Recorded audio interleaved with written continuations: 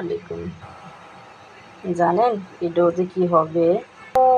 ছোট ছোট করে গোল গুললে একদম এরকম বানিয়ে এরকম তেলে ছেড়ে দেবো।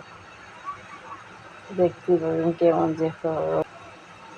ওইটো ময়দা দিচ্ছি, তারপর চিনি দিলাম, স্বাদ মতো লবণ দিলাম, তারপর একটা কিউট ডিম ভেঙে দিলাম।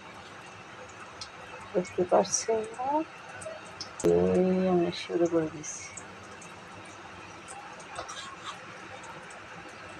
এই এই দেখতেছেন দেখছেন আমি সুন্দর করে করতেছি, আর সব একদম সাদা হয়ে গেছে। বুঝতে পারছেন আপনারা? তোমরা আমার পেজটা কিন্তু ফলো দিতে ভুলবে না। আল্লাহ হাফেজ। ওই যে উঠিয়ে নিতেছি, হয়ে গেছে কিন্তু পিঠা। পিঠার নাম আবার ডিম পিঠা।